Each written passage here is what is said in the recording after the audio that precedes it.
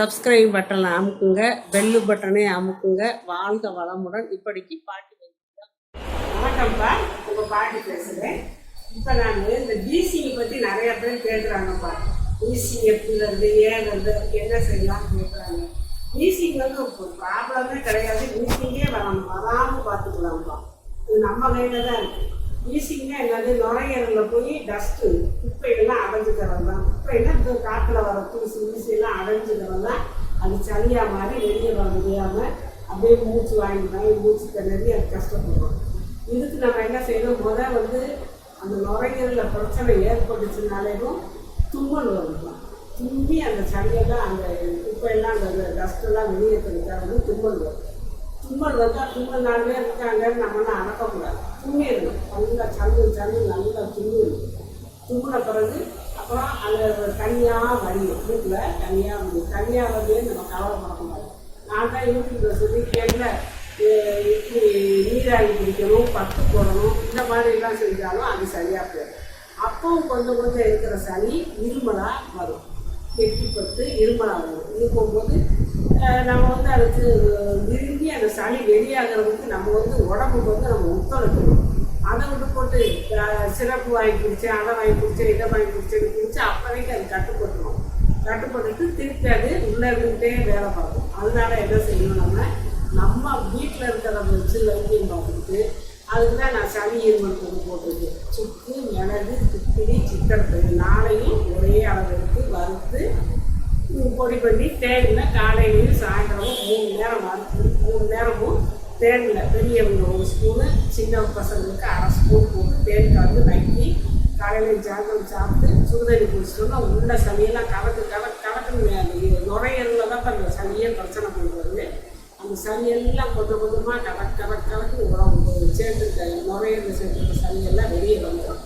அப்போ அந்த பிரச்சனை அதுக்கும் மீறி 3 நாள் குடிச்சிட்டு அதுக்கு மீறி கொஞ்சம் நஞ்சு இருந்துச்சுன்னா ஒரு 3 நாளைக்கு காலையில்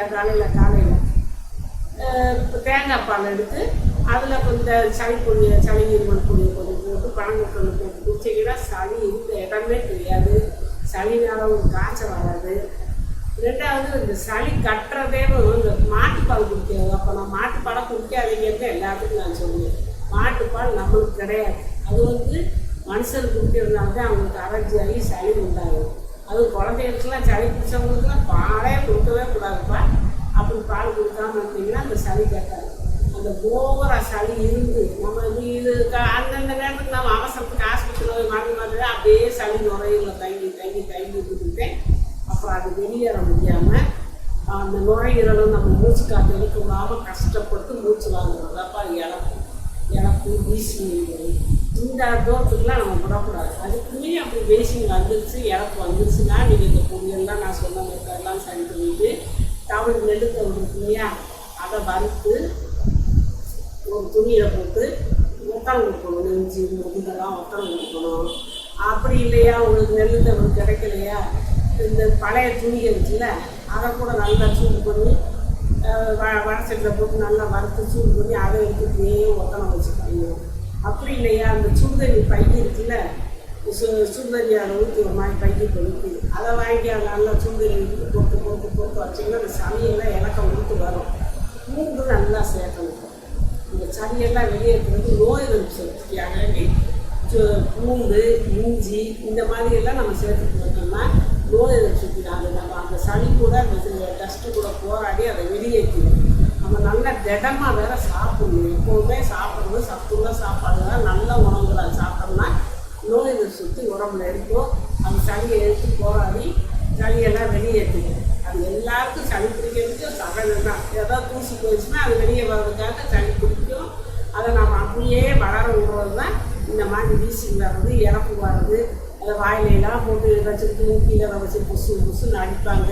அந்த இது மூச்சு விட முடியாமல் தவிக்கிறப்ப அதுக்கு வந்து ட்ரீட் பண்ணும் போல அப்படி செய்வாங்க. இதெல்லாம் தேவையே கிடையாதுப்பா.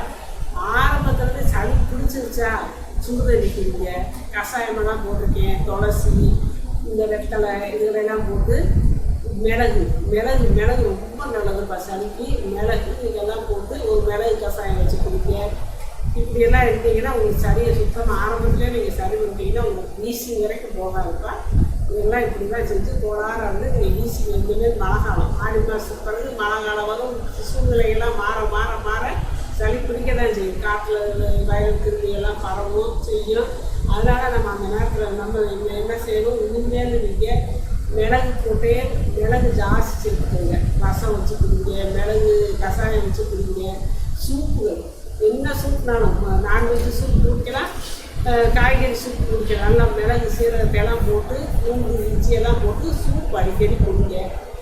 அந்த ஆரோக்கிய காப்பின்னு நான் உங்களுக்கெல்லாம் போட்டிருக்கேன் யூடியூப்பில், அதை போட்டு நீங்கள் எத்தனை தடவை குடிங்க. பால் காப்பியை தவிர்த்துருங்க, தேங்காய் பாலை குடிங்க. இப்படிலாம் செஞ்சால் நீங்கள் வீசிலேருந்து தப்பிச்சுக்கலாம்ப்பா. வாழ்க வளமுடன். சப்ஸ்கிரைப் பட்டனை அமுக்குங்க, பெல்லு பட்டனை அமுக்குங்க. வாழ்க வளமுடன். இப்படிக்கு பாட்டி